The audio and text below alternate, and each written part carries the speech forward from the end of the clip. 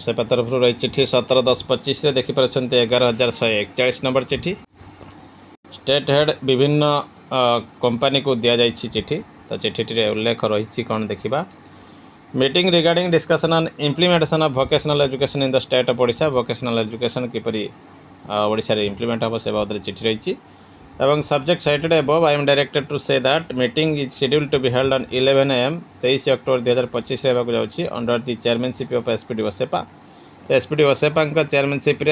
जाऊँगी एवं newly vocational training provider VTP discussion करेंगे smooth implementation of vocational education in state of Odisha smooth implementation Tanmay Kumar Behera तरफ ये रही चिठी विभिन्न कंपनी को तो निश्चित ये गोटे बड़ खबर रही देखा परवर्त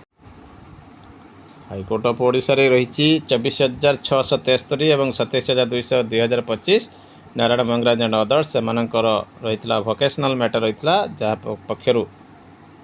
लड़ी SK Shadangi senior advocate Ashish Kumar Rai advocate state of Odisha others सहित heard mister Shadangi learned senior advocate for the petitioner and mister DN Lenka learned IGA for the state opposite party learned AGA mister Lenka submits that the interim order passed on 9/25 जहाँ पास होता is too broad and the entire process has been interdicted by its breadth. He further submits that the said interim order be confined to the petitioner as has been observed by the apex court in Catena of decision जेहेतु supreme court देइथिले निर्देश 9/25 broad अच्छी implement करने समय आवश्यक रही तो निश्चित भाव देखो call this matter second week of November को रही गुरुतर सह नहीं ओडिशा हाईकोर्ट देखा परवर्ती update directorate of elementary education Odisha Bhubaneswar तरफ 19,133 10/25 डिस्ट्रिक्ट 30 जिला शिक्षाधिकारी को दि जाइए चिठी एनरोलमेंट करने और VT को रजिस्ट्रेशन करने Ullas portal regarding sir in inviting a reference to the letter and issued from this directorate on the subject cited above, it is to intimate you that progress of enrollment of learners and VTs in your district and respective block is very low in spite of regular follow-up from this directorate except 12 district 12 district को छाड़देले आ सबटी लो रही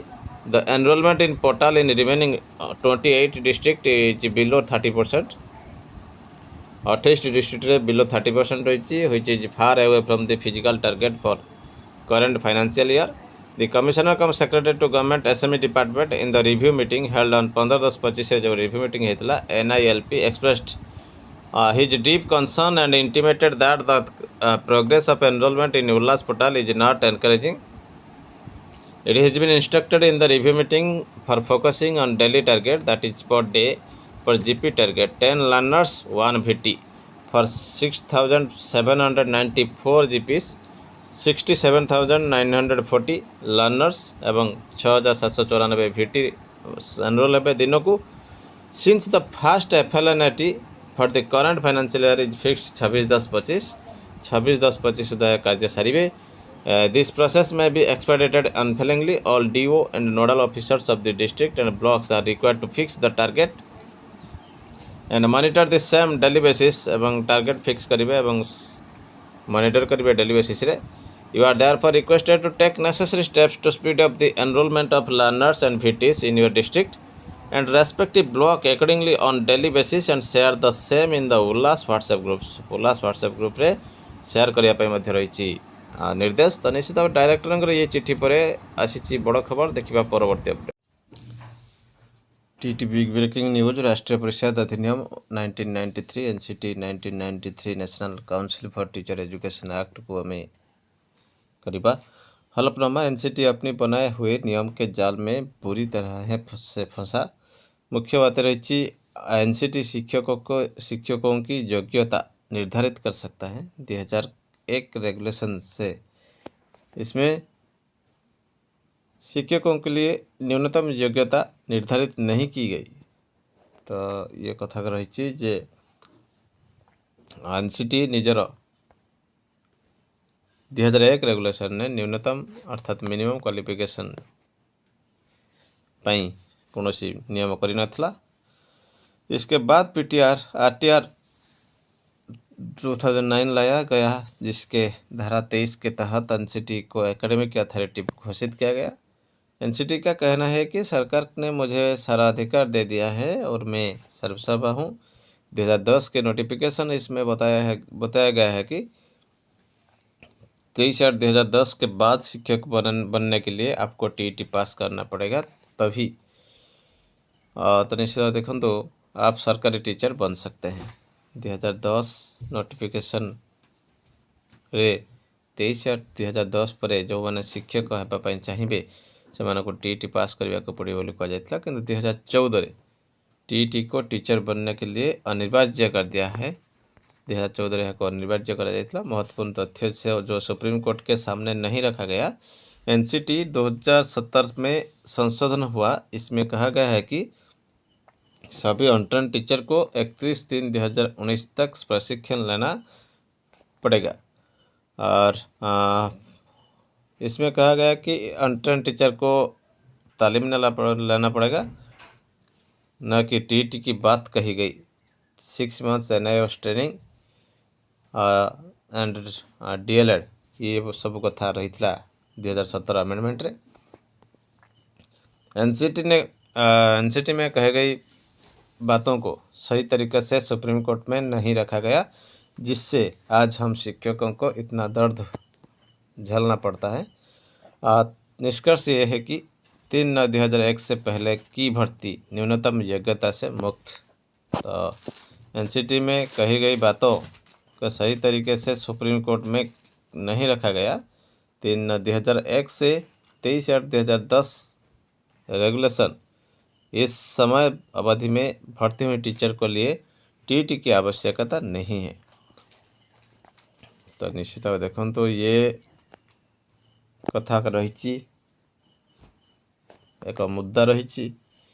जो कहुई 2001 regulation ने न्यूनतम minimum qualification योग्यता घोषणा हो नाला, जहाँकि 2010 आसला। 2010 परवर्ती शिक्षक मान लागू हो कहला। 2014 अनिवार्यता रखागला और 2017 आसत अमेंडमेंट जोटा कि एंट्रेंस टीचर मान को ट्रेन करने 16 मासर डीएलएड कोर्स NIOS माध्यम करने को कहुला, कि टीईटी कथा कहुई नथिला बोली दाबी रखा जाए। देखिए परवर्ती अपडेट के सभी सम्मानित शिक्षक साथी, जैसा कि आप लोग जानते हो कि सर्वोच्च न्यायालय का निर्णय 1 सितंबर के जो टीईटी के संबंध में आया, उसके संबंध में अखिल भारतीय प्राथमिक शिक्षक संघ और Akhil Bharatiya junior high school शिक्षक संघ द्वारा रिव्यू पिटीशन दाखिल किया जा चुका है। उसके संबंध में आपको मैं बताना चाहूँगा कि आज चूँकि और भी 2-3 रिटें हम लोगों को दोनों लोगों को मिलकर के करनी है, उस संबंध में दिल्ली में रहना हुआ और बहुत ही वरिष्ठ अधिवक्ताओं से वार्ता हुई, बहस हुई, बातचीत हुई। और आपको एक खुशखबरी बता दूं कि 90% रिव्यू पिटीशन अब कोर्ट में सुने जाने की पूरी संभावना है। साथ ही जो मैं 2 रिटें करने आया था हम लोग मिलकर के, कि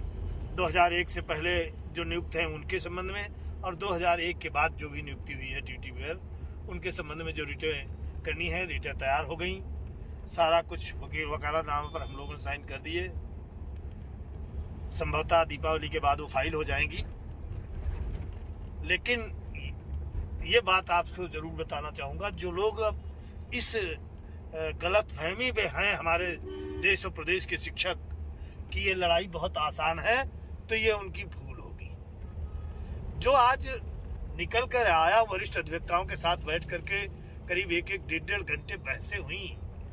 वकीलों और वकीलों में आपस में, ये और रिहर्सल टाइप में किया गया, उससे ये एहसास हुआ कि लड़ाई बहुत कठिन है। और दत्ता साहब जिनके द्वारा ये निर्णय दिया गया है,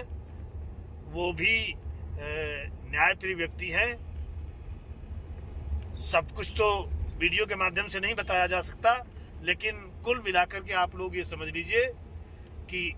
लड़ाई कठिन है और लड़ाई लंबी चलेगी। अगर रिव्यू में कोई रिलीफ नहीं मिली तो लड़ाई लंबी जाएगी और इसके लिए आप सबको कमर कस के तैयार रहना पड़ेगा। जो लोग इस गलतफहमी है कि प्रदेश सरकार रिव्यू में चली गई है, संगठन रिव्यू में चला गया है, वो बात अलग की है। लेकिन कानूनी पहलुओं पर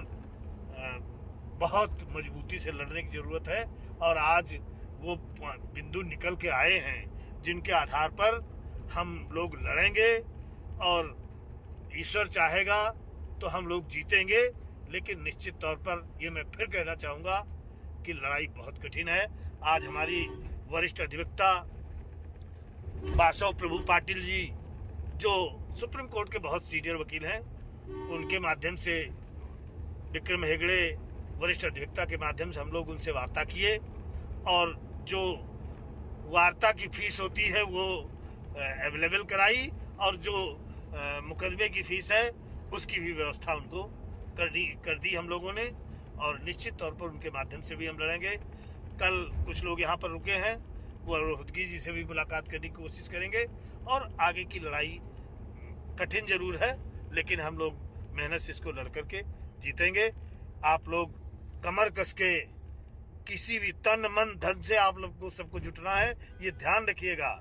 ये मैं आपको साफ बता दे रहा हूँ, लोग कोई भी वर्गला रहे हो वो भूल है, लेकिन जो कानूनी पहलू है उसके आधार पर हम आपको बड़ी